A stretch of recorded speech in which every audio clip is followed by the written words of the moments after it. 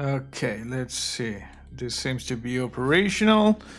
Living Life is here. Hello, Living Life. I'm just gonna switch this to this. And Greg Appleby is here. Hello, Greg. How are you? Welcome to the stream. And I'm gonna switch to this. And we're gonna do this. I'm gonna do this.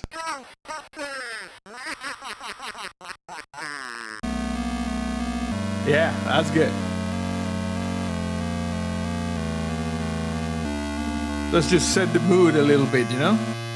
Also, this is going to be the thumbnail, so there it is. Good. Ghostbusters stream. Let's wait a little till people show up on the stream. For now, a little bit of Ghostbusters music for you.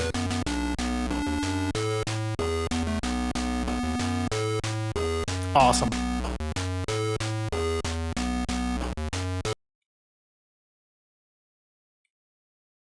Sorry, I kind of messed up.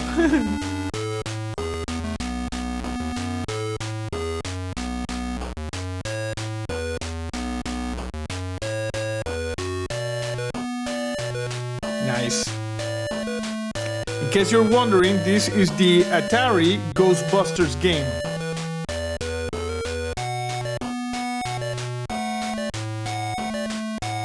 Might play a little bit, you know, at the end of the stream.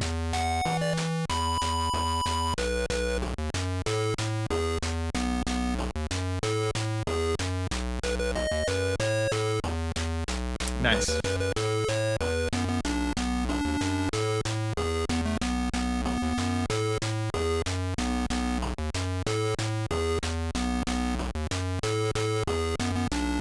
But in this stream, we're going to be checking out these books, you know? The Insider Story, Ghostbusters. And Tobin's Spirit Guy. Some nerdy things. Bilal says, did I just leave this party? No, this is a new one, you know? We just watched Poltergeist on Mystery Zombie Theater 3000. Now we're gonna check out Ghostbusters.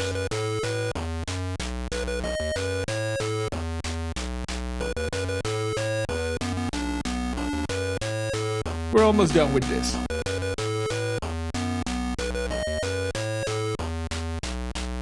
Does it say who did the cover art on the Insider? I'm gonna check it out. Just a second.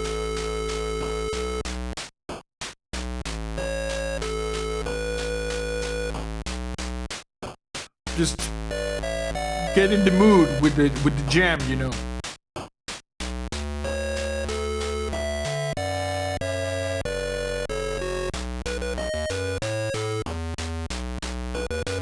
This is awesome.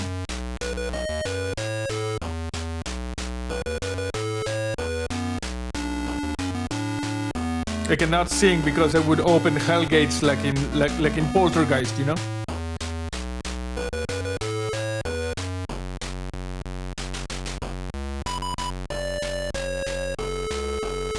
Nice.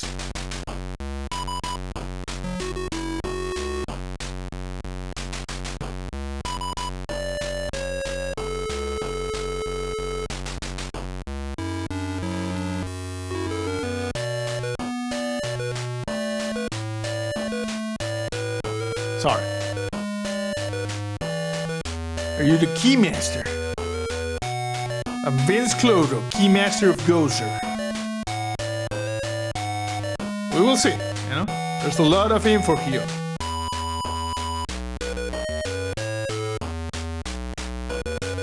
Hey Peggy, how are you?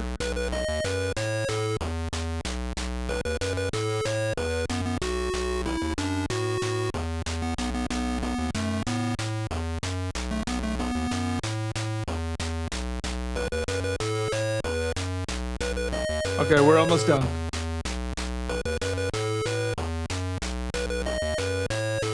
Nice.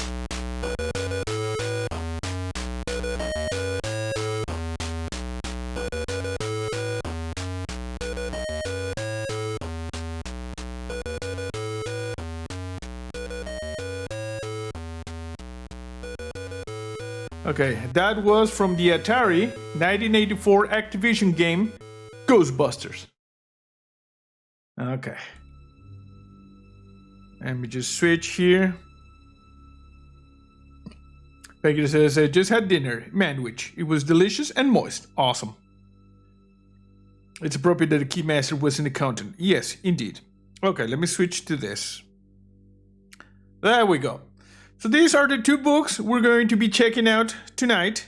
We got Ghostbusters, The Inside Story, and we got Tobin's Spirit Guide.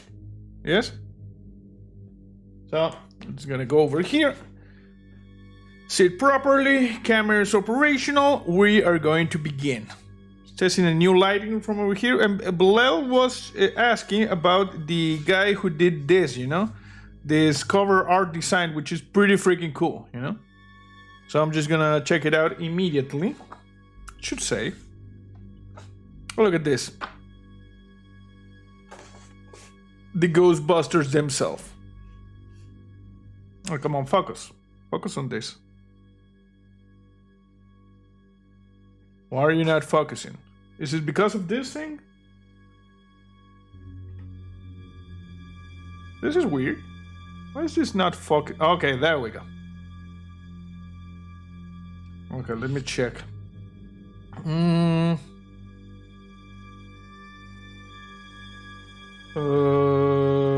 Published by Hero Collectors.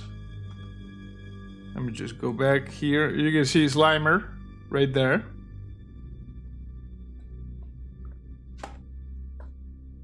Photos, contents of the books.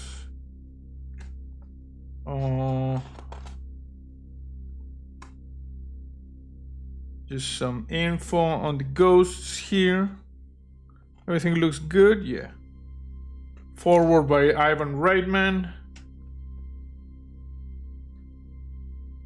Let me see if in the back it says anything. Nope. I don't think it says who was the artist for the... That's weird.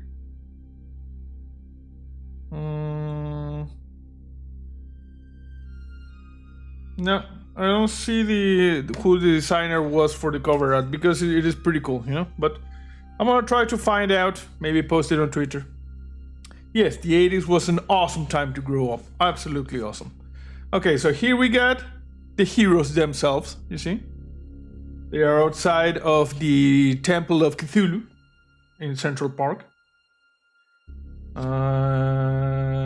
Boss film photos, courtesy, ILM. No. It says most of the content of the book was originally published as part of Ghostbusters Build the Ecto 1. I don't know. Okay, so we got Chapter 1, The Making of Ghostbusters. Chapter 2, Visual Effects in Ghostbusters. Chapter 3, Ghostbusting Tech. Chapter 4, Ghostly Sounds. Chapter 5, The Making of Ghostbusters 2, which a lot of people don't like, but I like just fine, you know? It is not on the same level as the first one, I will admit it, but I like it just fine. Visual Effects of Ghostbusters 2. So these are the contents of the books. Yeah? Forward by Ivan Reitman. Director. Here we got the Chapter 1, The Making of Ghostbusters. You see, the original poster with the original 3 before Winston was added. It all began with Dan Aykroyd. You know, Dan Aykroyd always was like a little bit interested in the paranormal. He was a member of the star of Saturday Night Live and the Blues Brothers. Has worked up a movie treatment for himself and his friend John Belushi, entitled Ghost Mashers. It revolved a team in interdimensional spook hunters, boasted such innovative concepts as a Cadillac ambulance known as Ecto-1 and the Stay Puft Marshmallow Man. Eventually, James Belushi, I don't know if he died before this or something like that, and then he went to Bill Murray, you know? The original Ghostbuster, Dan Aykroyd, you see? We got it here with the goggles and the trap. It was much darker, much scarier, almost like a horror movie, you see? You get the story of the Ghostbusters movie. And here we got the image from the commercial, you see? We are ready to believe you. This is the thing that Peter was using in Dana's apartment. He was going like, doing, I don't know, whatever. And this, I believe, it must be like a pocket computer similar to the one my father had. And I have it over there. Looks very similar. And you see, you got the story. Originally, he wrote it for John Belushi, Eddie Murphy, and himself, you know? Grassy says, I tried watching the last Ghostbusters, but it was unwatchable. I made it about halfway. The 2016, it was, I watched it, but it was not the same as the first one, you know? Not a good movie. Okay, so over here we got the scenes, you know, outside Dana's apartment. You got Dan Aykroyd here with a Stay Puft plushie, you see? Stay Puft. Mr. Stay Puft. Dan Aykroyd's nightmarish creation was a mixture of the Michelin Man, Pillsbury Dog Boy, and the Angelus Marshmallow Man. See? Precursor to the tricorder, yes. It was going like... Busted, you see? Rumor has it that the black Cadillac Miller Meteor seen in Ghostbusters also appeared in the 1967 murder mystery In the Heat of the Night. It didn't. The ambulance in that film was a 1959 Cadillac Eureka. Just so you know. We're debunking things straight off the bat. So, the legend of Wild Bill. We got Bill Murray, you know? Venkman became hyper and more verbal. A huckster. Yes. Over here we get Venkman. You know, there's a lot of information, like you get the card over the Dr. Peter Venkman, you see? Dan Aykroyd attributed 50% of the film's success to Murray. Yeah, he was like a driving force in this thing. As you can see, we got like the scenes when he got slimed, you know, he went like, I got slimed. This is where they fire their proton weapons at like this lady, the cleaning lady in the hotel, you know. And he was going like, Wah! When Slimer was flying, and he got slimed, you see. Egon, Harold Ramis, you know. Respect for Harold Ramis. You know? Harold Ramis' daughter Violet Ramis still discusses her father's comic legacy and reveals that what he had in common with Egon Spengler. My dad was the straight man to Bill's manic personality. You see, she was a little girl in the set of Ghostbusters. There.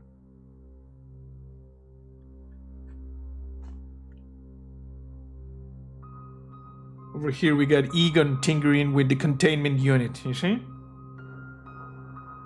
And when he was in the Temple of Gozer saying, this is extraordinarily, you know, like bad. He was getting apparently some readings in this little box. See, with Janine and Rick Moranis.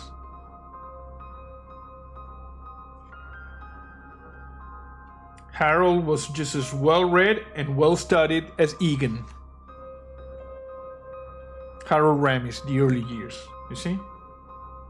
Here we got the Ghostbusters with Gozer the Gozerian. Let me just zoom up to that so you can see the picture. You see? This is the... I think she was a model. I don't know her name. She played Gozer the Gozerian.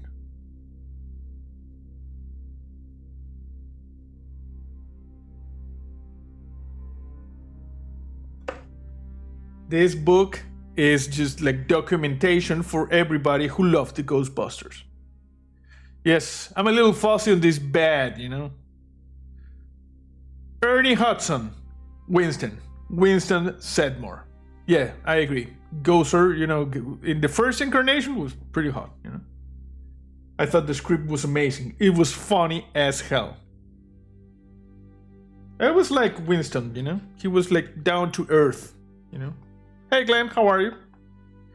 Crazy Boy says, hello, ahoy shipmates, have I missed much? No, we've been streaming for like 15 minutes, 16 minutes, and like 6 minutes of that was just the tune of Ghostbusters, and we were jamming, you know? We're checking out the Ghostbusters, the Inside Storybook, you know? He became an extension of my personality. This is where, at the end, when he says, I love this town! You see? And here we got the heroes, you see? After the fight against Gozer the Gozerian.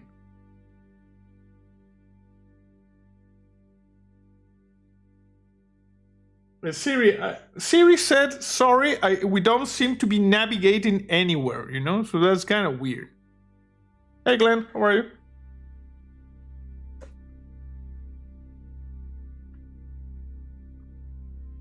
Yeah, you see? They were checking out things. This is where they're talking about in the stairs after the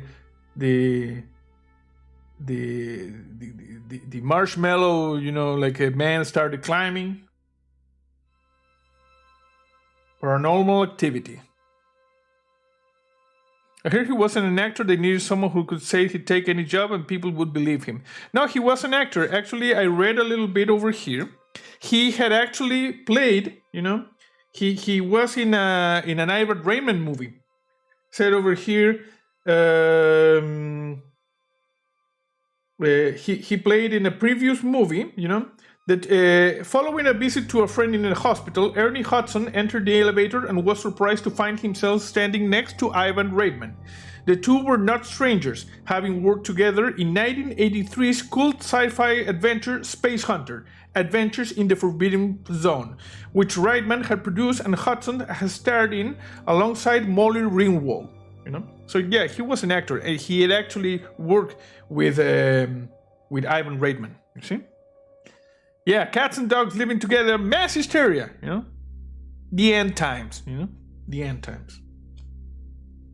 Like he co-starred Dan Aykroyd, Hudson grew up with a deep belief in spiritualism and the paranormal, something that drew him to the role. You see? Here we got Ivan Reitman, practical magic. He may not have donned a proton pack and gray jumpsuit, but Ivan Reitman is definitely one of the heroes of Ghostbusters. I thought seeing ghosts in New York would be very cool. It was indeed very cool. I agree.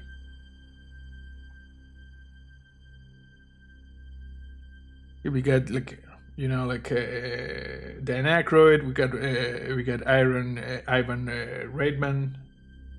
We got, hey Power Punch, how are you? We're checking out the Ghostbusters, the Inside Story book. You know, about the movie. Over here we got like the terror dogs. Audiences would scream like crazy and then start laughing. See more pictures in the set. They were checking things out. This is the armchair thing when Dana gets dragged into like this portal and she gets possessed by Zool. You know, remember there is no Dana, only Zool. Or actually, it should sound a little bit like. Why don't I have the voice changer thing here? That's weird. Should sound a little bit like this. There is no Dana, only Zool. Something like that, yeah?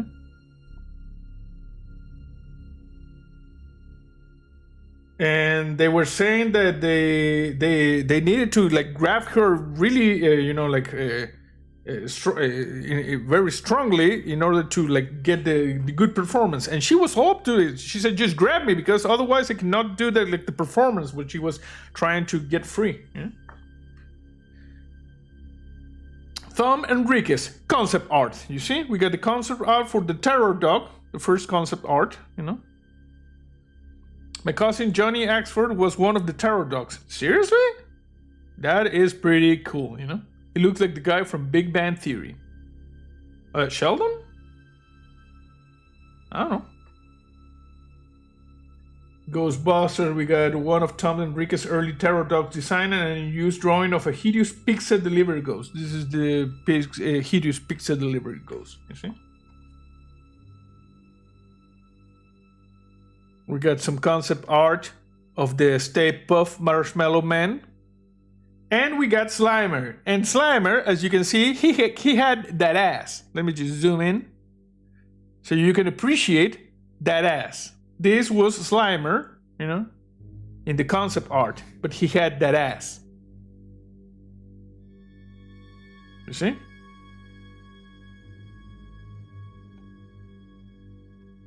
Over here we got Joe Med Yuck, the Phantom producer, associate producer.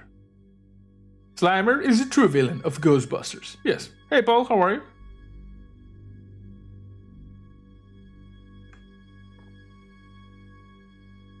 Yes, we worked with the SFX crew and was inside one of the dogs during a couple of scenes. He was also the skeleton cab driver. Oh, we're going to like talk. They talk about the skeleton cab driver. That is extremely cool. You know, extremely cool. We got the people over here with the producer sets. This is the model they built of the the apartment building where Dana lived that had the Gozer Temple on top. Chrissy Boy says Howard, not Sheldon. Oh, okay. Oh, yeah, okay. I'm not very good with faces, sorry. We got like the pavement, you know, like busted. Got a poster for Ghostbusters 2. Where we get psychomagnetic fluid, you know, so that is important. The unguarded ectomobile. I read this. They said one of the craziest things about Ecto 1, which if you watch the Mystery Zombie Theater 3000 episode we did a couple of hours ago, I told you that in a couple of weeks we're going to be putting together an Ecto 1 model, you know, that I bought. I posted it on Twitter as well. So in a couple of weeks, when it gets here, we're going to be assembling this Ecto 1 model, you know. The thing is, they only had one of the cars, you know. We were really naive in many ways, he laughs. If we were going to do a movie now with something like the Ectomobile, I would be saying we need 3 or 4 of them, but we have one. It did break down once, but fortunately it was a second uni shot. I remember walking down the street in New York and it was sitting by itself with no one guarding it on the side of the street. We out of our minds, what's going on here? What if someone stole this thing? It was crazy to me that we only had one of them. We have to ship it back from New York to shoot in Los Angeles. The costume, you know, the jumpsuits. These things were awesome. And here is one that was used by Bill Murray. And for instance, over here, Ray Stan's jumpsuit as worn by Dan Aykroyd. The suit fetched 25,000 pounds, which is like, I don't know, 30,000 bucks, at a prop store auction in 2019. And with the thing, which is awesome, you know. And here we got Sigourney Weaver, you know, the gatekeeper, you know. Chrissy Boy says, 1984, wasn't it? The Stay Puft Monster was a guy in a suit in a miniature New York. Still looks great. Fabulous film. Yes, you know. And here we got Sigourney Weaver, who played Dana, which after the events of Ghostbusters, changed her name to Ellen Ripley and went off to like be a lieutenant, you know, aboard the Nostromo. The Nostromo. And then you know, we know what happened there, you know. He encountered some xenomorph. This is a publicity shot from Ghostbusters 2. You see? Here we got. Like I said, this is Ellen Ripley when she's not fighting xenomorphs and she is possessed by Zool, you know?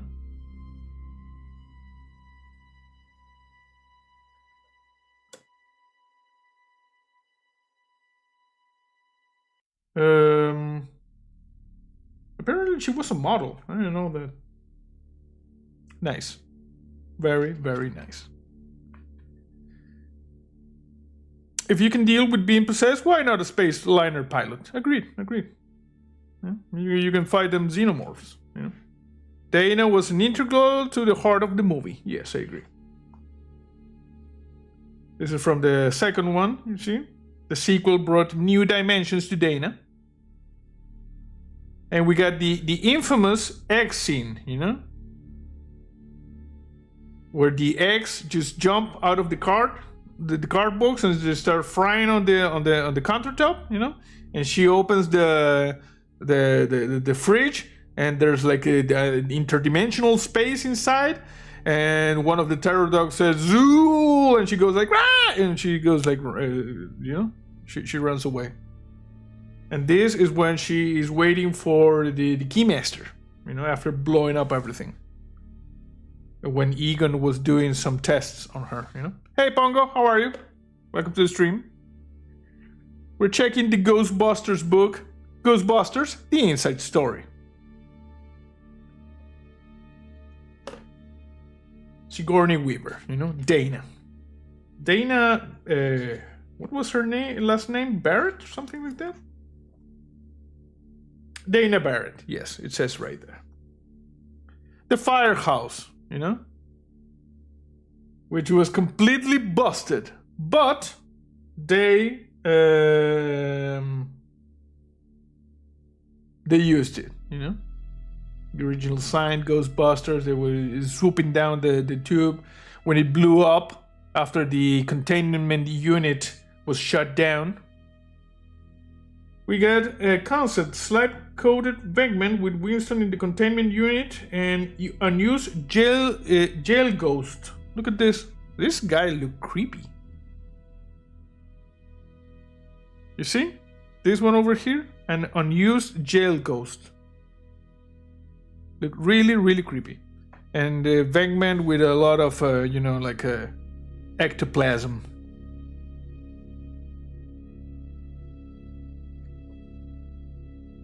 Okay, what do we have over here?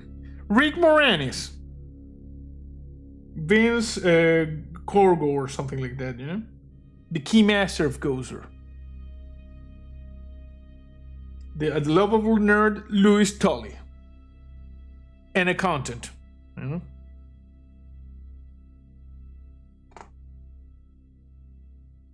This, above, Louis possessed by Vince Cortho, the keymaster of Gozer. Yes, have some. Yes, have some. Yes, creepy looking ghost. Yes, Rick. Over here we got Rick, you see? The art of comedy, this is when he was being scanned. This is when we get to the Dana's, you know, apartment. Bernie Wrightson, concept art. They had some ideas for Gates of Hell, you know, which was a concept ultimately not used in the movie.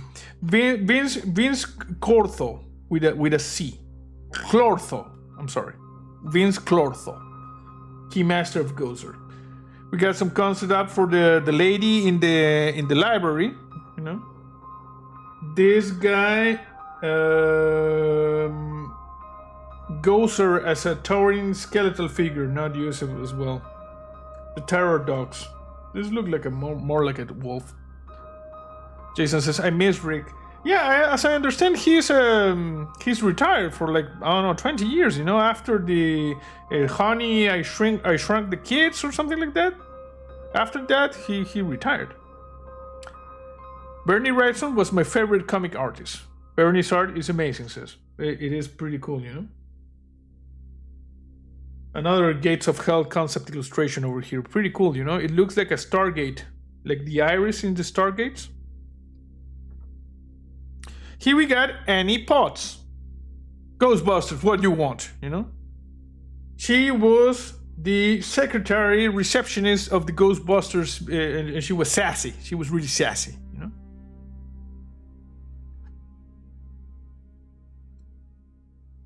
And she was interested in Spengler in the first movie, and then hooked up with, you know, Rick Moranis' character in the second movie.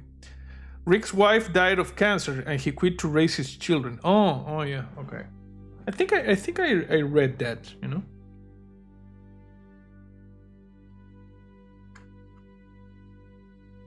You see, this is how she looks in the second movie when she was getting busy, you know, with Louis. It's a sign. Yeah, it's a sign we're going out of business. Exactly. So many memorable, you know, like lines from these movies. You know, people remember them. And here we got leading lights. This here is Gozer the Gozerian, you know, the Destructor. It was played by Slavica Jovan.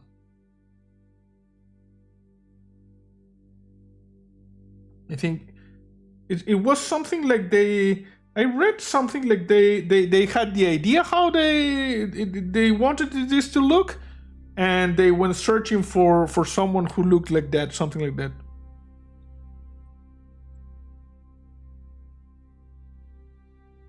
He quit for a good reason. I think he's slowly getting back into acting again. I read something about that. You know? Crazy Boy says, yeah, Asshole chose journalist from Die Hard who played the city informant. This guy was actually just doing his job. Yes, you know, but he was a jackass. I hope my city is a guy like him who shuts down unauthorized nuclear facilities in random old business, but without blowing up everything in the ghosts. You know, got some random pictures over here. The statues, Dana's, Possess. Ecto 1. Oh, look at this. We were just talking about this guy. Bilal says he did a Mint Mobile commercial recently. Oh, nice. The woman reminds me of Sheena Easton. Sheena Easton? I don't know. I'm going to have to look at a picture of Sheena Easton. We were talking about this jackass, you see? Walter Peck, you know?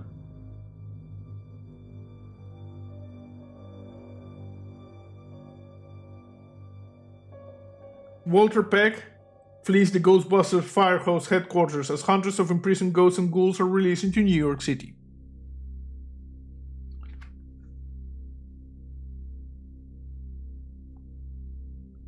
You see, above here, Walter Peck orders the shutdown of the Ghostbusters containment unit against the warnings of Egon's.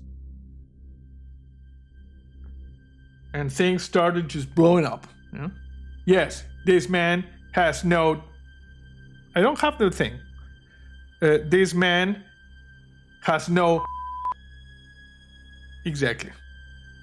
Why don't I have the... I need to remember to move the voice mod here. Walter Peck or Peckerhead, yeah.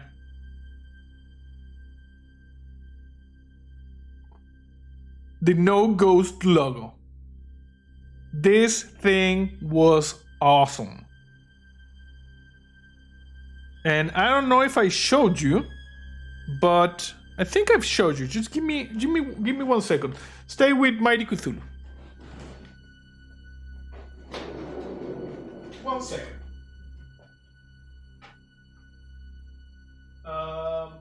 There we go.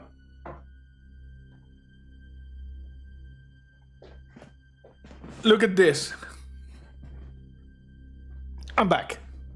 Hey, Summer of Corn, how are you? This here is the original... Okay, Cthulhu, you can stay there. Original soundtrack for the movie in cassette. You see? Original soundtrack. Incredible. This is really, really old. I'm gonna put it over there.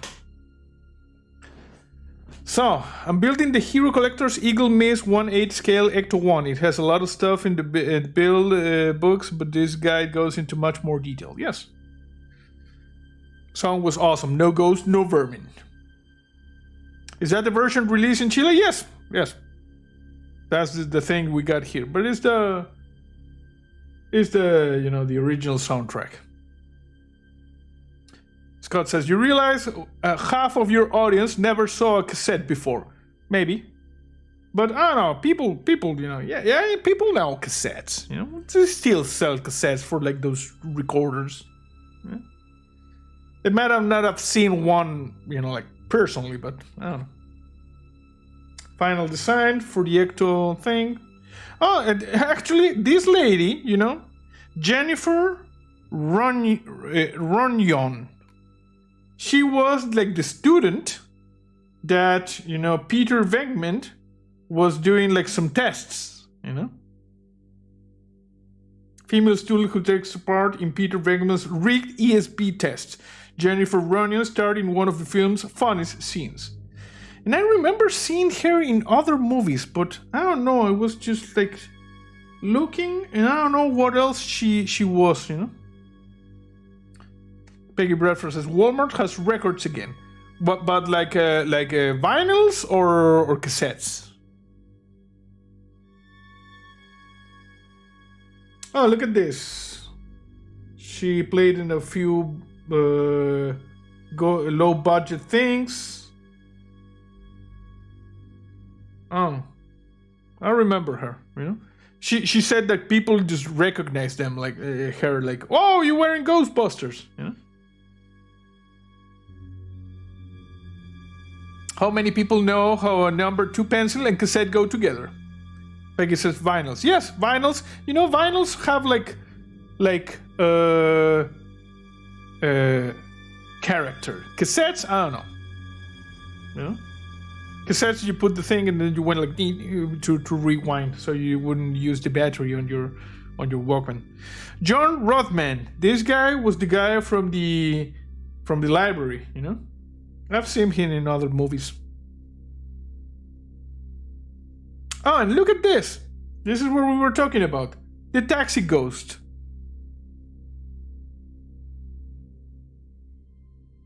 And Summer of Corn says, okay, you got a question? Venkman was trying to have an inappropriate relationship with her. It was the 80s. Yes, I agree. Records bring a possibility of higher fidelity. Cassette was always lower quality. Yes. We got the politics of the next dimension. The subway ghost. This was pretty cool. Slimer over there. And I never knew this, I'm gonna do a little bit. Yes, this is the one we were talking, your cousin. This guy over here, the people in chat. This guy is Scott's cousin, his cousin. He played like a part with the Terror Dogs and the Taxi Ghost, as you can see right there. Jason says, there's a record store in my town called Monkey Jack Record. Awesome. And over here, I never knew, you see, this is the lady, the ghost lady that's floating in a dream sequence, Scott says, Johnny Axford is his name. Awesome, He's part of cinematic history, where They refer to this floating lady as the fourth Dead Marrying Ghost because the dream sequence was originally part of a longer scene. As originally filmed, the scene saw Ray and Winston arriving in Fort Deadmarine to investigate a haunting. We next see Ray lying in a period bedroom dressed as an officer's uniform before a beautiful spirit, played by Playboy model Kim Herring, drifts in to pleasure him. It was cut for pacing, She was suspended by wires. Nice.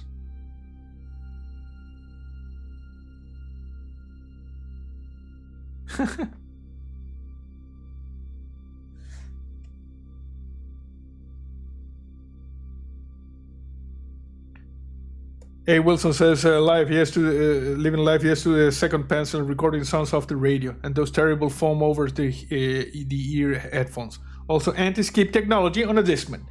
We thought it was the future. Yeah, freaky ghost.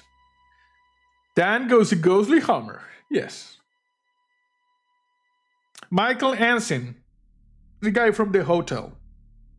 I had no idea this would be so expensive. I will not pay. Not a problem, we can put it right back. From the Sedgwick Hotel.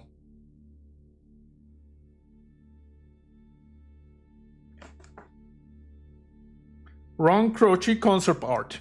Here we got like the apartment building. You see the terror dogs, the masks, the things, the gate where a Gozer was entering. All of this, the concept art for the game, for the movie. I'm guessing. Spook Central. You see, this is Gozer's temple. How they were building it. The huge Temple of Gozer set on stage 16 at Burbank Studios featured painstaking attention to detail. Deleted scenes. Oh, some deleted scenes. The Honeymooners, one of the most famous cutscenes available on some DVD and Blu-ray releases, involves a newlywed couple at the Sedgwick Hotel. Oh. Interesting.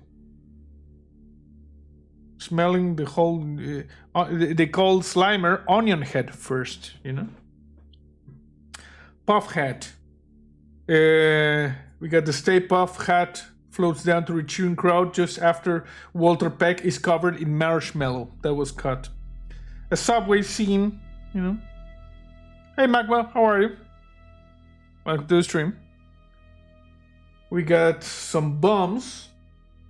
One of the most intriguing cutscenes sees Murray and Aykroyd play two bums taking a stroll through Central Park. The pair, named in Larry Mills' novelization as Harlan Boje Murray and Robert Learned Coombs Aykroyd, debate Nicaragua and whether a martial artist could beat a heavyweight boxer. Their conversation is interrupted by Lewis running through the park screaming, "All this rushing around all the time," complains Coombs. The bombs were based on characters Murray and Aykroyd created for Saturday Night Live. Reitman cut the idea as he was worried that having the same actors in different roles would confuse audiences. Yes, that would have been confusing. Leaving City Hall with Ecto 1, Nobel Prize, they were like discussing getting Nobel Prize and getting parking tickets, yeah? Weird.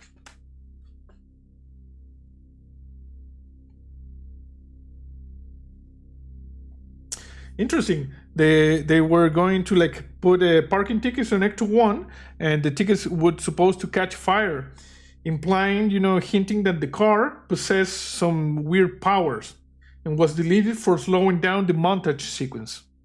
Interesting. Never knew that. Chapter 2. Visual effects of Ghostbusters. Welcome to the book show. Yes, we're in the book show, you know? Ghostbusters, the inside story.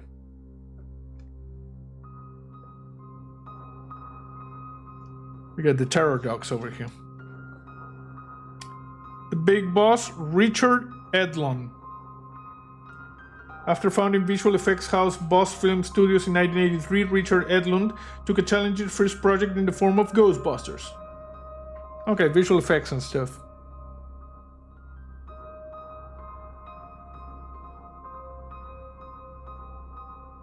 This is the sequence with the floating lady. You know? Storyboards, stuff.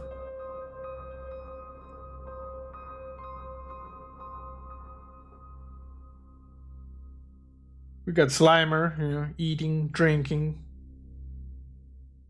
Marshmallow Man of the moment. Inside the ghost shop, you know, people creating the ghost shop. Over here you can see Slimer. There's Slimer, see? And over here we got this, the library ghost after like turning.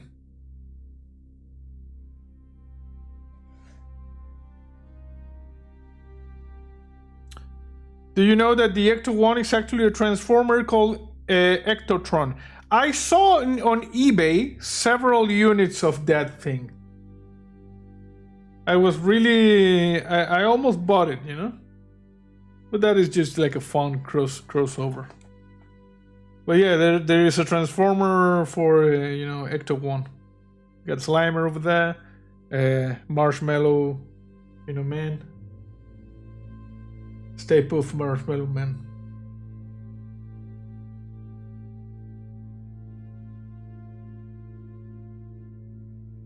This guy was the mold maker. He worked also on films such as The Thing, RoboCop, and Total Recall. The library ghost. Foam latex skin of the monstrous library ghost. Underneath the skin was a set of levers that facilitated the puppeteering. More like rare. Nice.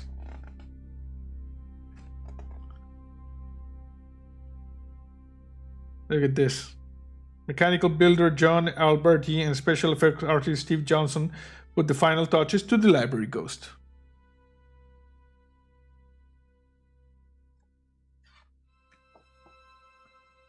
Silence, and she goes like, "Roar!" Ruth Oliver, you see? Philadelphia-born astrologer Ruth Oliver, sometimes known as Ruth Hale Oliver, played the library ghost and provided the live cast for the demonic puppet. Nice. She was in MASH. Interesting. She had a daughter who was an actress and played Vina in the Star Trek pilot The Cage. She passed away in 1988. The history, the story of Slimer, the green blob. Slimer was actually pretty powerful, he was a level 5. He was pretty powerful. Slimer was largely shot against a black screen and composited with double exposure so he would be transparent. Yes, this is why you should be quiet in the library. Agreed. See, we got different models of Slimer. Check out his green glory.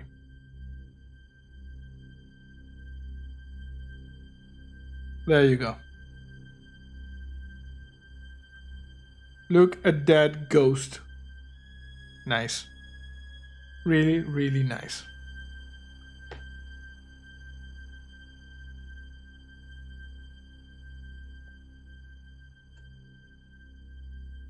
The terror dogs, you see?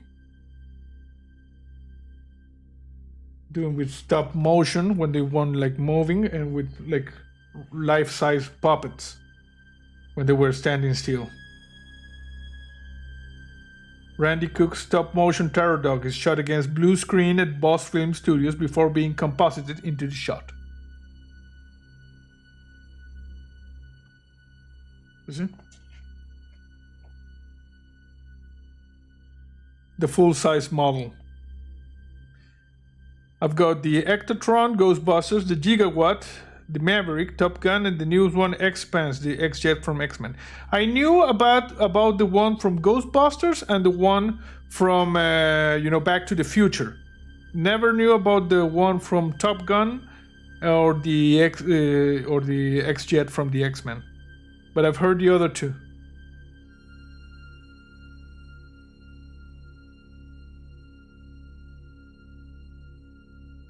Broken toes when after the fight. Interesting. The Candyman. Stave Puft.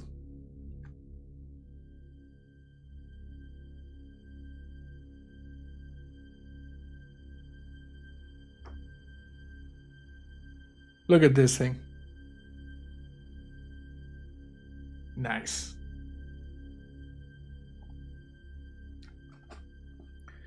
Chrissy Boy says, wishing you all good night from the future. Happy to inform you that the world does not end on early Sunday, 6th of June 2021. Awesome, Chrissy Boy. Awesome.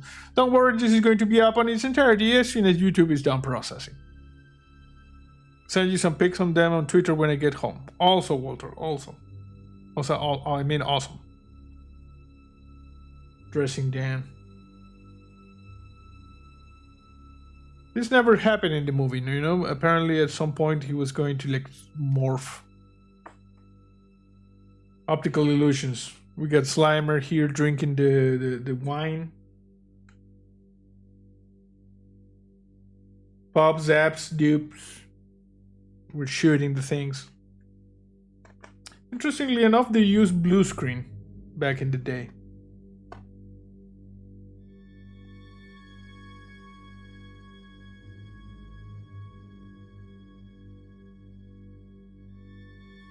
Crazy Boy says 77 years since we finally relieved the Soviet Union from the fight against the Nazis, though. Lest we forget. Good night. Okay.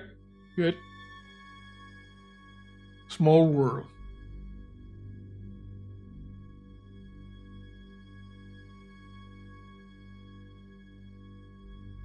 Buildings, you see? These were miniatures when the Stay Puft Marshmallow Man was moving along. And Jason says, I love that there's a little Stay Puffs in the new movie. Yeah, I saw them in the commercial. Oh, look at this, slime time. This, he got slime, you know? He feels so funky. And this is from the second Ghostbusters when they like go inside the psychomagnetic fluid river. The armchair. This is the thing I told you, you know, like she asked them the gentle touch. She said you just grab, you know, like strongly, you know, so she could perform, you know. They had different like hands grabbing. You know, one of these hands was actually like getting a little bit, you know, like frisky then. Firestarter, the explosion when they destroyed, when they reversed the particle flow, you know, and destroyed Goser's temple.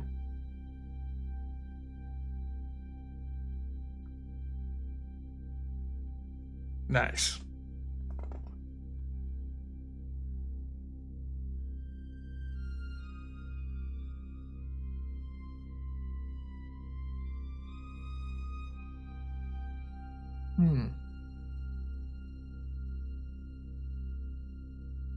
Apparently, the Marshmallow Man's head was melted by a heater that caused the gelatin to melt and flow. Unfortunately, the heater also melted part of the pioneering camera. Well, weird. And they had to bring in like a stuntman for the explosion, you see? The Burning Man. But the Stay Puft was burning after they shot him with the... And you say you wouldn't have gotten a little frisky with... Well, I don't know. Ghostbusting tech. This is the part I was looking for, you see? We got the proton packs, the ghost traps, the PKE meters. Not to mention Ecto 1. Perhaps the coolest card in cinema history. I agree. You see? Ecto 1.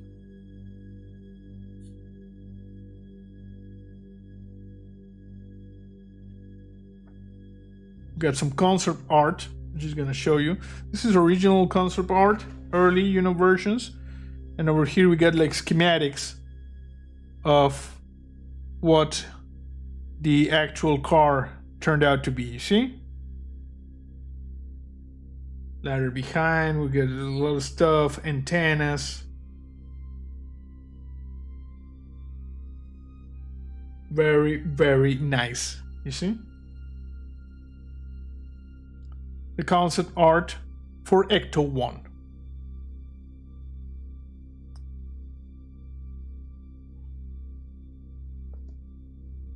What else do we have here?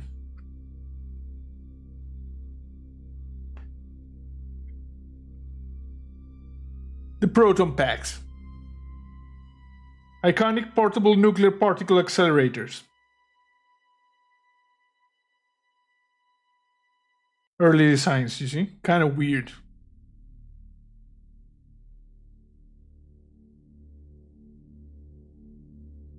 The cells on the back have a half-life of 5,000 years.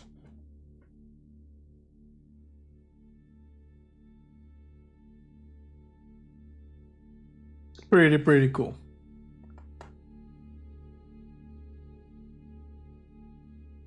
The Neutrona ones. You see? The Ghostbusters break the key rule of don't cross the streams to defeat Gozer, heading to total protonic reversal. Thankfully, the plan is a success. I never found Sigourney that attractive. Oh, I found her attractive. You know, she was an attractive woman for me.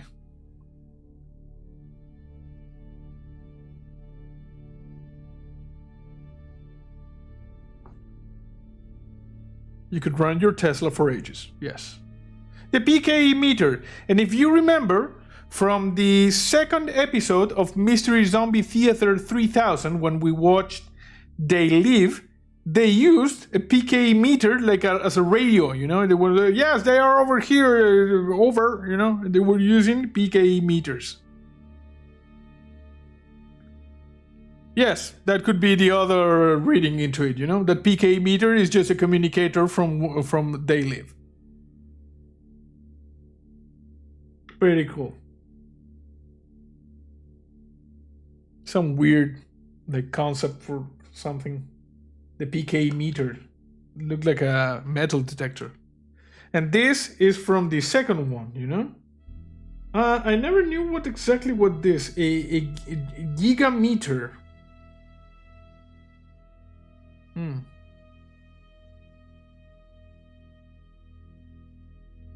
Weird. Hey Joe, how are you? Welcome to the stream. The ghost drops, you know? We are looking at the Ghostbusters, the Inside Storybook. We look at a very good chunk of the book, you know? Now we're looking at the ghost tech. You get the ghost traps, you know? It's in there. It had some LED lights over there. It went like toot, toot, toot. The metal trap used to capture, store, and transport ghosts was designed by concept artist Stephen Dane, manufactured by effects supervisor Chuck Gasper. Anything in there to indicate what prop room they found the PKE meter in? I don't know, but they found it and they used it like and say, hello, hello. We got over here some designs, you know, from the paddle where you activate the trap. Trick of the trap. Oh, the mechanical effects, like when the X came and started, you know, like cooking on the counter.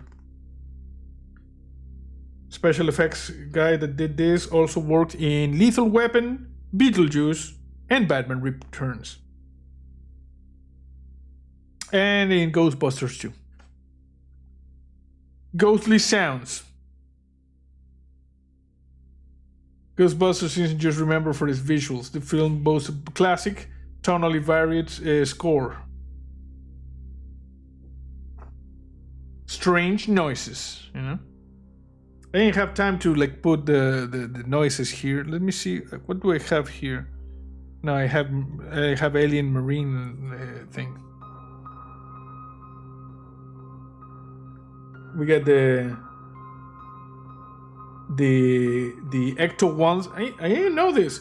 Ecto 1's wail, like the siren, was actually the sound of a leopard cry, which had been cleverly manipulated. You know, the one where it went. It was a leopard.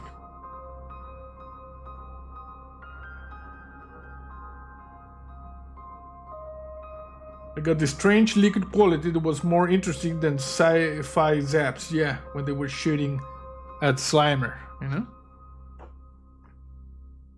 The perfect score. Yes, the Ghostbusters, you know, score.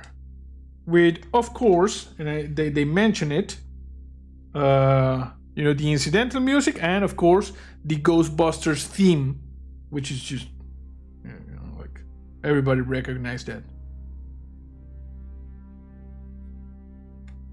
Live orchestra things. Chartbusters. Ain't afraid of no ghosts. You see? Ray Parker Jr. Ghostbusters. This was awesome.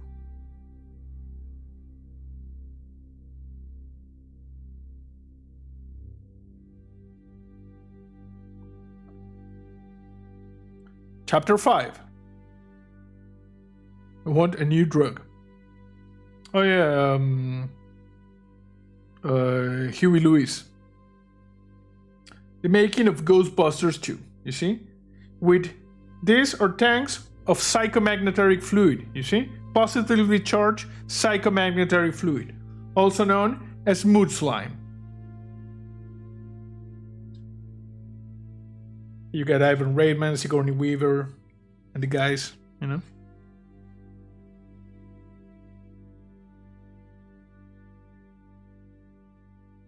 I have a big mouth and she was great at kicking butt, so I was in love. Yes. The court scene, you see? Where the two brothers just started like flying from the psychomagnetic thing. This is baby Oscar. Vigo the Carpathian. The mayor's house.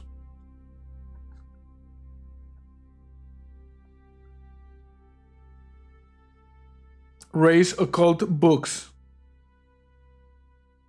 The subway, you know, where the river of slime is. Role of Psychic. This was Beckman's show on top of the Statue of Liberty. Kurt Fuller. This guy was the one that has the Ghostbusters committed, you know, in order to not let them, you know, like tell people about the thing that was happening. And then he was shown like singing along with everybody else.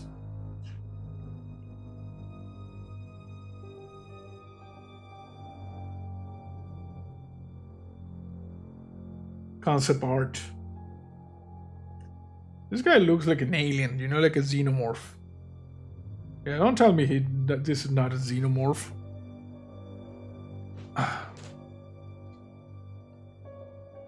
Ecto 1A, you know, the Ecto 1, but with new stuff. They added a bunch of stuff. I'm just gonna zoom in. You see, isometric view of Ecto 1A, Mark II. A lot of stuff. And some concept art. This thing looks like a taxi. I'm glad they kept the original one, just adding some stuff. Visual effects of Ghostbusters 2. Slimer, you know, driving a bus. There we go, Slimer. Statue of Liberty. The Ghost Train, you know. Did you see the number on the locomotive? Locomotive. I missed it.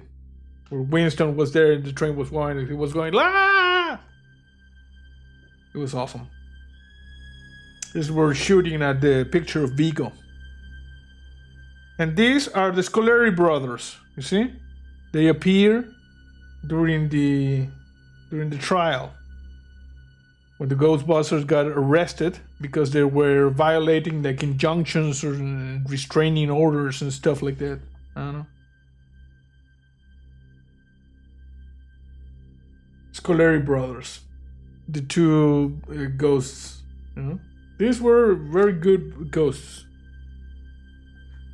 They were loosely based on a pair of criminals who once robbed a store belonging to Harold Ramey's father. Oh, interesting. Never knew that.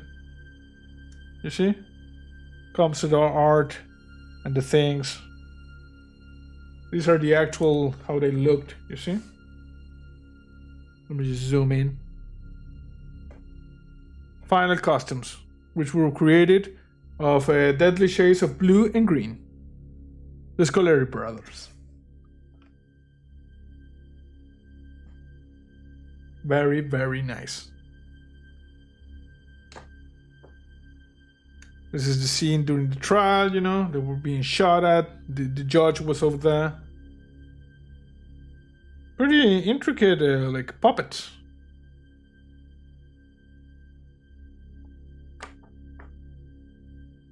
Early concept arts for the Scoleri brothers. They look like more like mobsters here, you know? Weird. More like comic book things. Spooky, yes. And Vigo the Carpathian. This guy, the actor that plays, you know, Vigo, he also plays Well, he plays in a bunch of movies, but the one I remember the most is John Carpenter's In the Mouth of Madness. The best Lovecraftian movie you can find out there, you know? You will recognize this as one of the guys in the village that they go to investigate. If you want to watch a good horror movie by John Carpenter and the most Lovecraftian one, you go and you watch In the Mouth of Madness. Sam Neill, you know, this dude, how they make he sits a throne of skulls or something like that.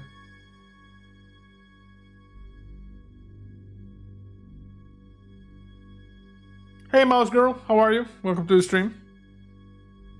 We are checking out, for people just coming in, we're checking out the Ghostbusters, the inside story. You see? It's a good book about the production, the making of the 2 original Ghostbusters movie. This early concepts, they look like something out of Conan, you know? Conan the Barbarian, not the final thing that ended up being. This guy looks a little bit like a crazy monk or something like that, you know? And apparently, at some point, Vigo was supposed to take over the Statue of Liberty, you see? Because of this concept art. It's very, very strange.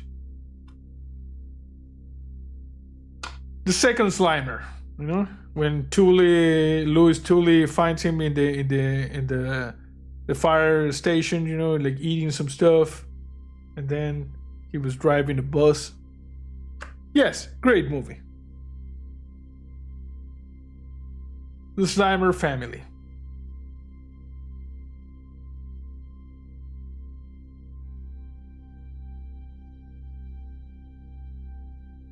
The Ghost Nanny. When this guy got a little bit possessed by Vigo, he wanted to kidnap baby Oscar so that Vigo could reincarnate. Ghost Stories, the Titanic arriving. We got some monsters. There's one in particular. This one was a monster with like 4 eyes and 6 eyes and 4 arms. There was a huge monster, like moving under a big arch. They're going to the mink coat monster. You know, see, when this thing comes alive, started like running down the street. This guy, the Washington Square Ghost. I remember this goat was like a giant monster with only 1 leg, which was really weird, you know. And this is how they made it. The Ghost Jogger. This is the one that was, like running down during the montage in the second Ghostbusters, and he was checking for pulse, running. And Ray was looking with the glasses. Okay, see you later, Magma. And he goes like no, and Peter like steps on the trap, and it opens, and he's caught.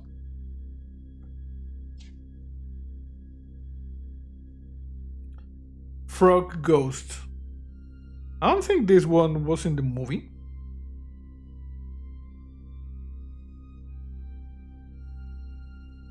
Yeah, not all the spooks designed for the Ghostbusters movie made it to the screen. Yeah, this did not. You see, it emerges from a tunnel in the subway, but it was ultimately not used. Ghost Nanny was driven insane by all the diaper changes. It was the fumes. #pun. The bathtub monster, you see? The bathtub tried to eat Oscar. As you can see it right here, you see?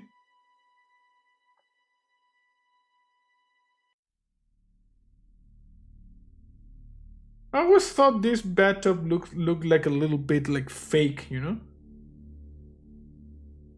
But the weird thing is apparently it was a real model. I thought it was like, I don't know, like a special effect, but it was not.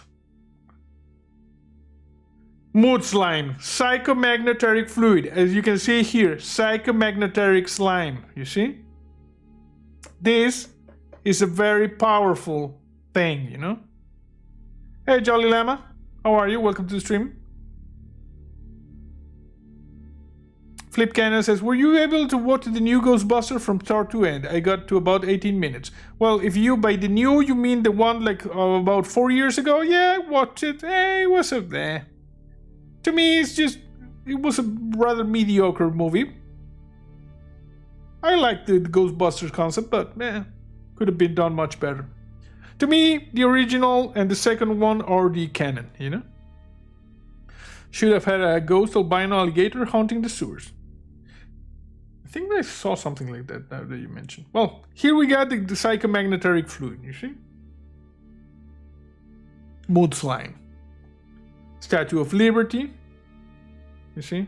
Like the miniature they used for when it was walking in the bay, you know? When the thing was walking down the street.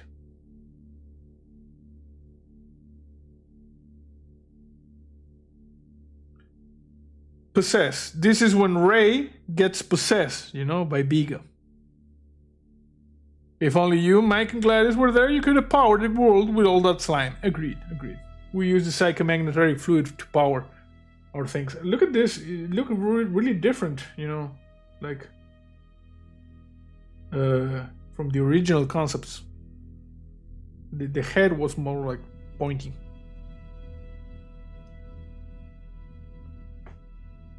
And over here we got the index. You see? Slimer. Nerd Search.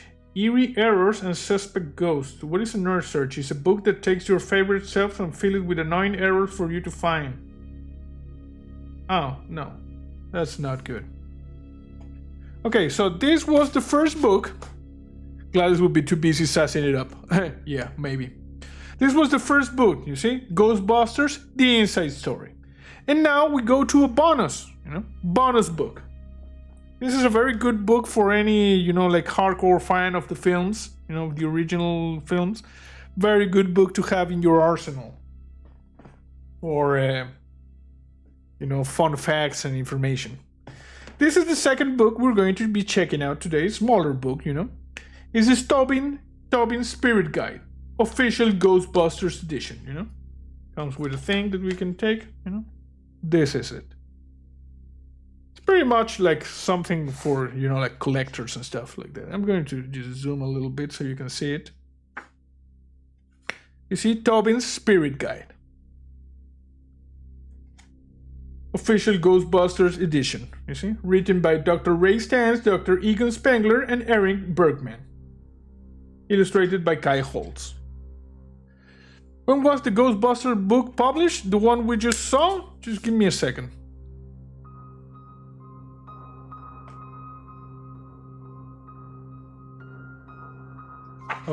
This one. According to this, it was published in 2020. But it says most of the content of this book was originally published as part of another book, Ghostbusters, Build the Ecto One. Yeah, it's from last year, this book, you know? Okay, so Tobin's Spirit Guide.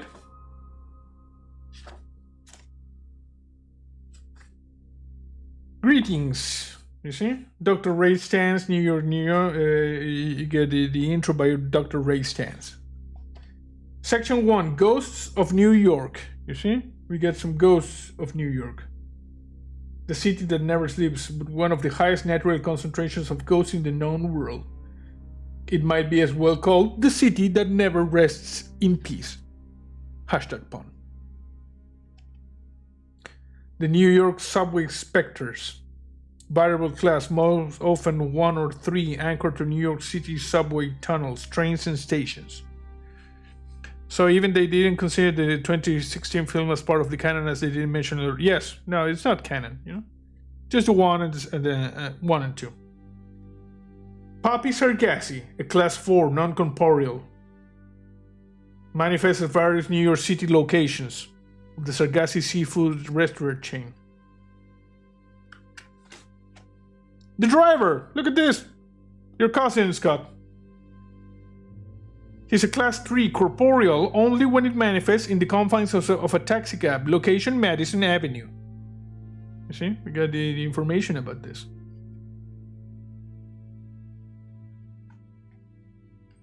The Green Ghost, also known as Slimer. Class 5, you know? Silverbird says maybe that was their wedding dinner setup. What are you talking about? A class 5 full roaming vapor, formerly anchored to the 12th floor of the Sedgwick Hotel. A class 5, you know? Pretty powerful if you ask me. The Spider Witch. This is from the Ghostbusters game, you know? It's a class 6 corporeal, anchored to the 12th floor of the Sedgwick Hotel.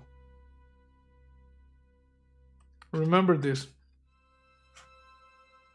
The Librarian, also known as the Grey Lady.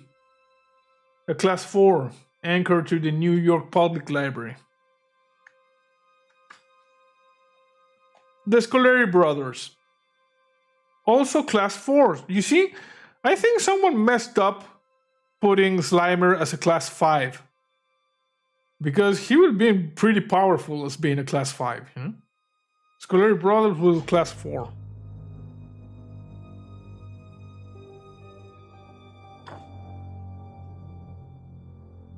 Ellen Gold, class 4 semi-corporeal, anchored to the now destroyed Wonder Hills Orphanage in the borough of Queens. I understand this book includes something, books like a ghost from the real Ghostbusters cartoon series and from the games, you know? Slimer, ghostly personification of gluttony, yes.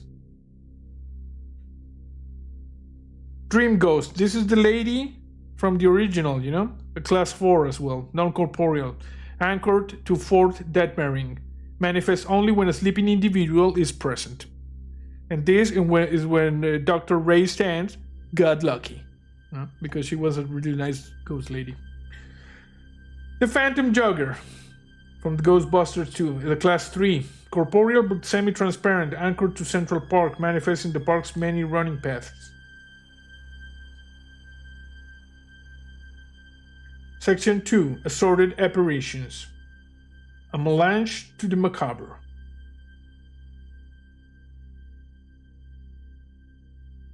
Those rats? That's weird. Yes, exactly. Class forms all seem to be anchored, and Slimer was as a 5 was mobile. Yeah, but originally he was anchored to, you know, to the Sedgwick Hotel. Later on, he just became like free roaming. You only get to see Slimer's full class 5 abilities if you try and take away his hot dogs. I agree. That is when Slimer goes gangsta. Spectrally animated clothing, class 2, non-corporeal but able to take possession of apparel. Crybaby Ghost, class 3 or 6? Non-corporeal, typically anchored to rural bridges. Interesting. Animal spirits, class 6, may be corporeal, tend to display the same traits as living specimens, albeit highly amplified. Spirit Guide, class 3, does not manifest in the physical world. Poltergeist, look at this. What we watched on the last episode of the Mystery Zombie Theater 3000 about 2 hours ago. Class 2, 3, or 5, non-corporeal, telekinetic. Nasty buggers. Elemental spirits, class 3 or 5, generally non-corporeal, psychokinetic use of one of the 4 main elements. Confused spirit, class 4, typically corporeal. Household spirits, class 3, corporeal. Phantom vehicles, class 5, can be both corporeal and non-corporeal, often anchored to a route, stretching anywhere from a few hundred feet to thousands of miles. Possessed objects, class 5, corporeal. We fought this in the Ghostbusters game. Section 3. Metaspecters, minor demons, powerful ghosts, and other notable entities. The entities in this section aren't at the level of gods like Gozer, who have the power to end the world. Nevertheless, they are powerful, determined, and quite dangerous. In fact, they account for some of the most difficult cases the Ghostbusters have tackled. The Sandman is a Class 7. Yeah, I think this guy is like from the real Ghostbusters cartoon or something like that. Can manifest in the physical world but prefers to appear in the subconscious. Ravana, Class 7, semi-corporeal, can become intangible, free-roaming, limited possessor. Rawl, Class 7, semi-corporeal, anchored to a statue, influences animals by way of a partial possession. The Collectors. I remember these Collectors. And not just from Mass Effect 2, you know. Class 6, transdimensional, bound by the terms of their summoning. Okay, so these are demons. Further investigation revealed that the Collectors had been sent after us by Janusz Poczna, see entry of Vigo the Carpathian on page 64, who had been possessed by the demon Idulnas. Okay, there's an entry on Vigo. The Boogeyman, Class 7, non-corporeal. This guy, I'm sure I saw in the real Ghostbusters cartoons.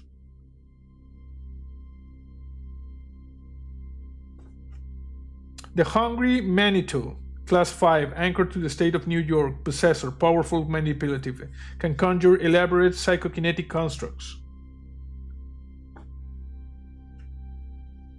The Boogaloo, Class 7, corporeal, powerful but bound by a deal struck with humanity.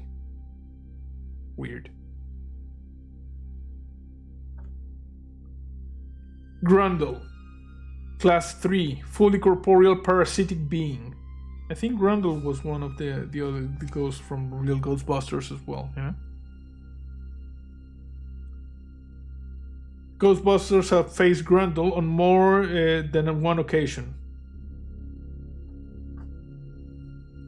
Killer Watt. Class 7, elemental entity composed of electricity and psychokinetic energy. The Killer Watt entity, as nicknamed by Dr. Venkman, is a highly evolved elemental entity. It can manipulate electricity and possess virtually any object it runs on an electrical charge.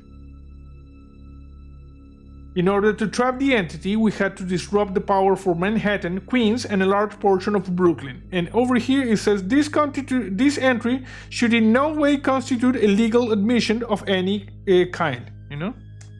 Louis Tully.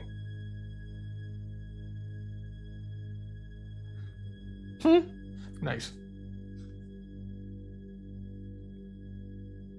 Kestrel, Class 4, possessor, extremely powerful when in possession of a host body. The witch known as Kestrel was burned at the stake during the Salem witch trials of the 1690s. She wanted to enact revenge from beyond the grave. Lilith, Class 7, corporeal, affinity with electricity, parasitic. See, this is Lilith. A demon said to feed on living organisms, including human beings. The stories state that Lilith consumed either the blood or the souls of its victims. However, our encounters with this entity have proved that it consumes neither. In fact, Lilith's primary food source is electricity. Interesting. Section 4. Gods and Major Demons. The World Enders, the Conquerors, and other Class 7 threats to humanity. We got Vigo, I'm guessing, here. This section contains basic information on the worst of the worst. Some of the more powerful entities that we face, with the exception Gozer and his connected entities, which are so despicable they deserve a dedicated section of their own. These entities present a threat to the world at large when they manifest. They see humanity as, at best, something to subjugate and, more often, something to destroy. Prince Vigo of Carpathia, this one. Class 4, possessor. What? Vigo was a class 4? That doesn't make any sense. Power elevated by psychomagnetic ectoplasm. Slimer is a class 5, you know? When you take away his hot dogs, he was full class 5. This doesn't make any sense of Vigo being a class 4.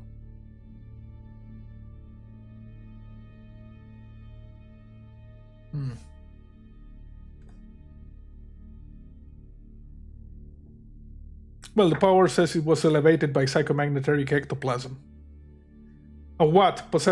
Class 7, Possessor. I think this guy they faced on real Ghostbusters. Seems familiar. Samhain. This one definitely was, faced in the real Ghostbusters. That squid monster looked like Cthulhu, and Admiral Akbar had a love child. What squid monster? Was a squid monster? This one. I think you might be a few minutes behind, Jason. Try to press the like button. But yeah, it looks weird. Joe says, what? Samhain. Halloween. You know? Halloween spirit. They fought this guy in the real Ghostbusters. Cthulhu. Interesting. Look at this. Cthulhu. Unclassifiable. At first glance, Cthulhu, with his many appearances in popular fiction, would seem an unlikely inclusion in this guide. However, we have discovered that the writers of stories that feature similar entities are often haunted by dreams with such specific continuity of detail that coincidence seem unlikely. This is Cthulhu, you know? One of the different spellings of Cthulhu's name. Jason says it just takes me forever to text. Oh, okay. Look at this, Mighty Cthulhu. And you can actually, do the compare, you know? It is a good semblance. You see? It is a good semblance. Say over there, bro.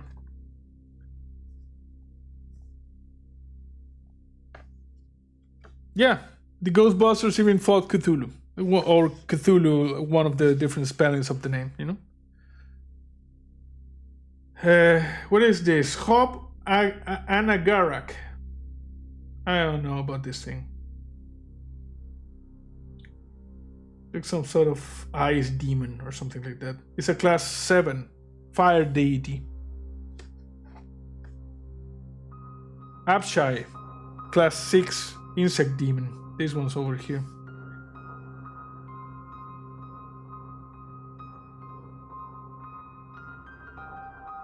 Akira? Class 7, non-corporeal possessor. I don't remember these ones.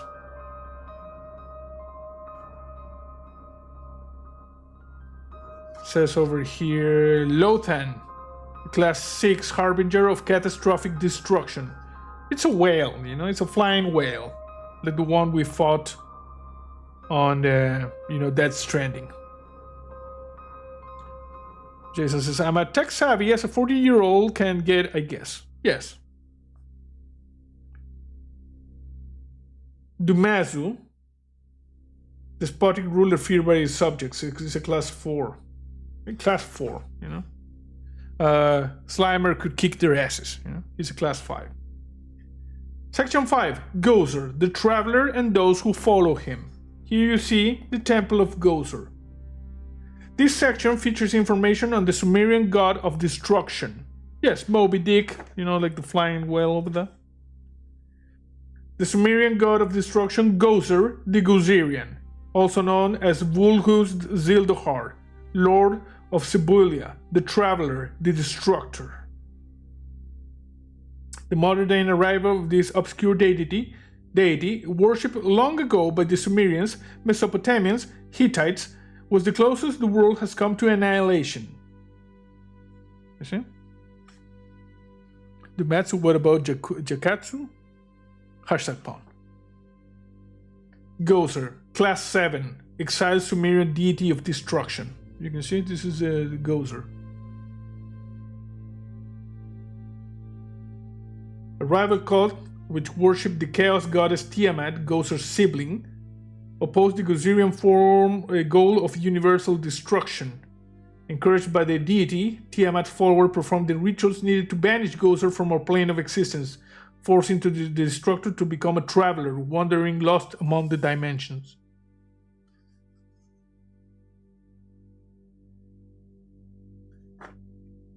Vince, Corto, and Sul, Class 7, fully corporeal possessors, the terror dogs, you see?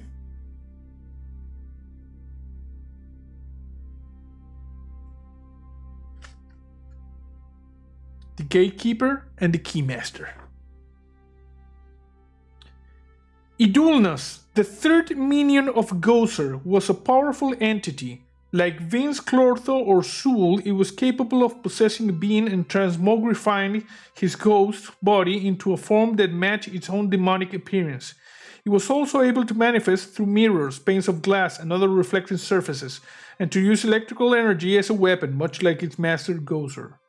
Idulnas was not one of the god's original servants. It was willed into existence by Gozer's residual essence in a last-ditch effort to force the selection of a new destructive form. I don't know, this might be from like one of the Ghostbusters game, because I don't remember a third, like a minion.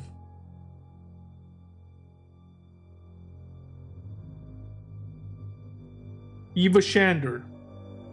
This is the mad architect that built the thing, the building. Human servant of Gozer.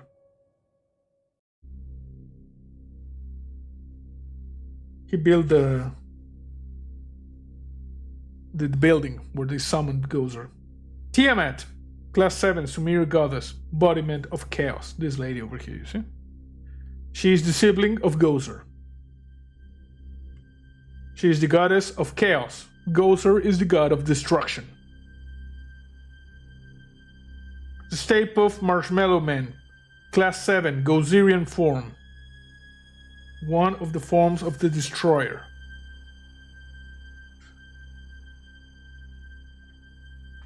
Other chosen forms of Gozer. The following information on Gozer's previous destructive form is taken from an extended interview with Lois Tully, while possessed by the demonic presence known as Vince Clortho, also known as the Keymaster, and is presented for the sake of a more complete profile of Gozer.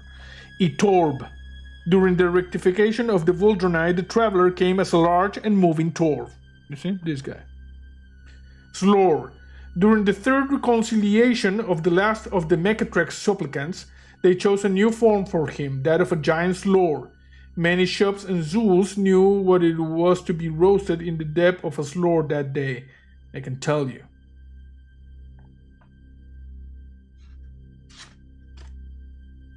And afterward, by Dr. Egon Spengler. Well, this is a funny, funny book. It's just like a curiosity. It's not canon or anything else.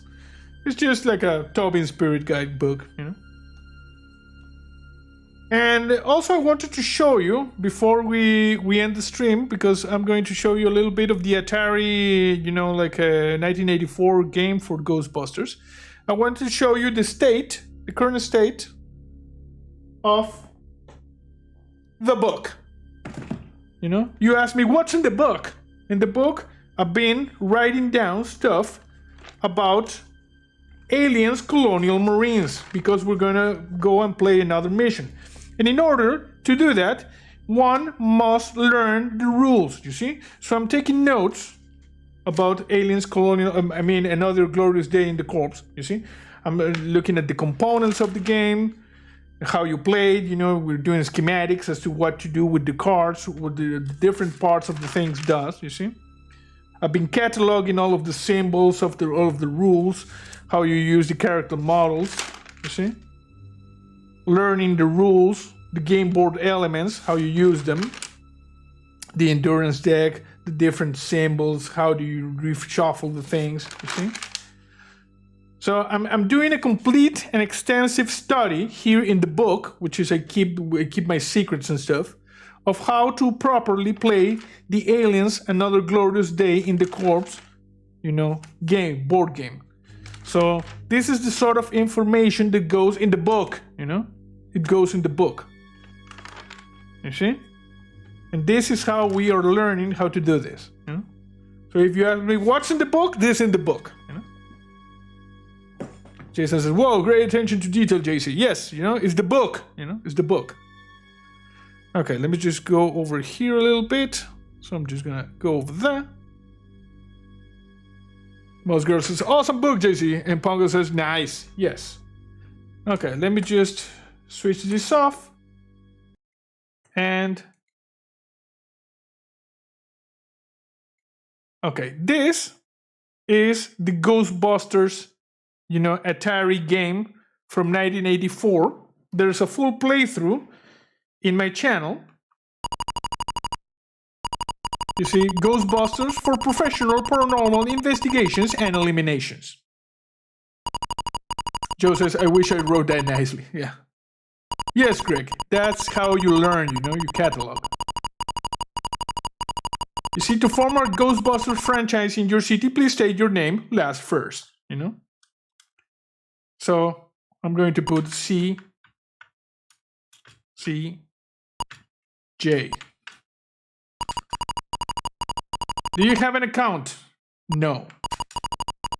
You see, in that case, welcome to your new business. As a new franchise owner, the bank will advance you $10,000 for equipment.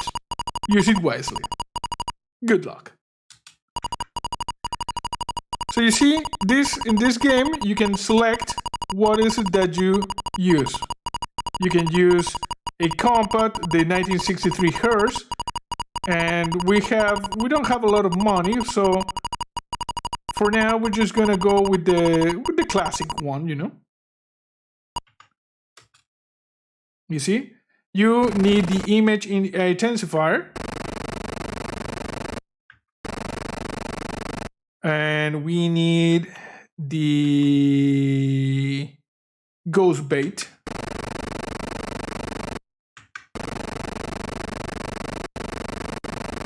We need trap, at least. This is how we played in the 80s, people. Ghost vacuum. Yes, the forklift, it was awesome. The PK energy detector.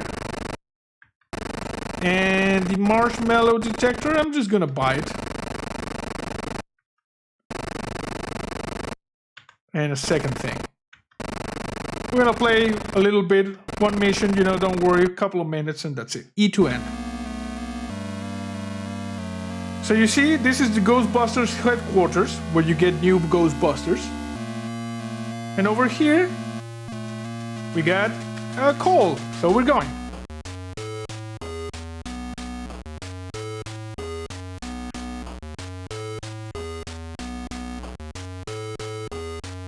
Here we are. Okay, we got a ghost. We got a ghost. I'm gonna place the trap over here. And come on, bro. Get over here. Come on. Get over here. Okay, don't cross the streams. Don't cross the streams. Got it.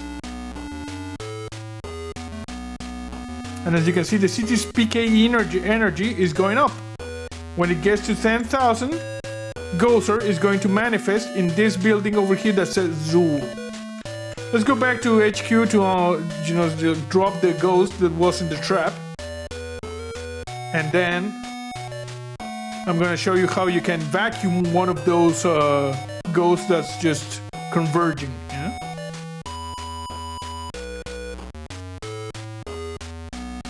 This is how I spent my childhood. Okay, you come over here.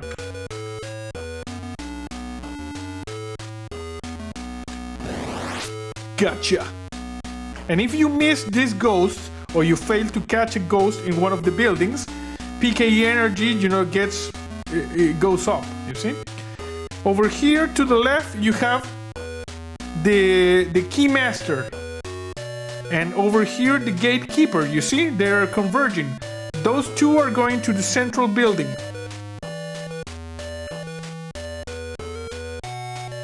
Yeah, it's really cool. Old school game, you know?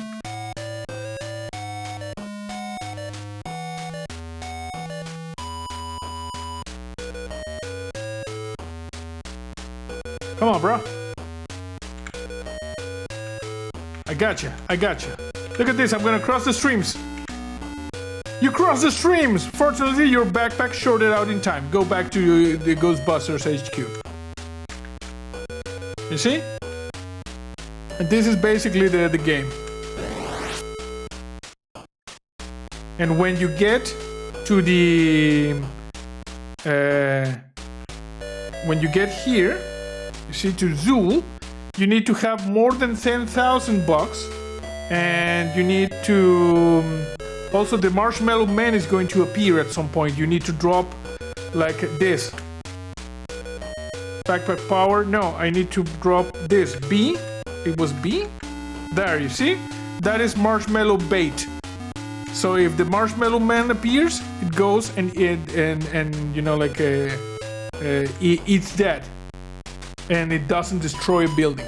It's a pretty cool game. There's a full playthrough on the channel. You know, you should like watch it. Joe says JC's parent. Oh god, he's playing the goddamn game again. Music is driving me insane. Oh, they like Ghostbusters, you know, because Ghostbusters is good. Okay, let's catch this Slimer. And this is another technique of mine. Look at this. Gotcha.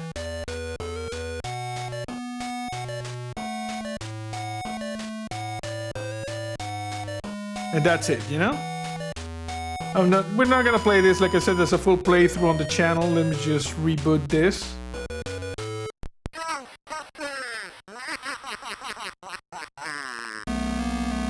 Okay. Hey Rerun, how are you? Welcome to the stream. Okay, well, I guess this is it, you know? We checked out the... let me just pause this a little bit. We checked out the side-eye catch. We checked out the books, you know? We played a little bit of this. I show you what's in the book, you know, what's in the book. So yeah, I think that's it for this, you know, weekend stream. Keep an eye on the channel, because in the Discord, I'm going to be putting, you know, like the... I'm going to put this afternoon session of Mystery Zombie Theater 3000, where we watch the 1982 horror movie Poltergeist. Going to come up on the Discord, the link in a little bit. And this stream is going to go up as soon as YouTube is done processing. And a new episode of House Flipper is coming up, you know, in a few hours, you know, for your Sunday viewing. House Flipper is back, you know. So yeah, that's it for this stream. I hope you enjoyed it, and see you next time.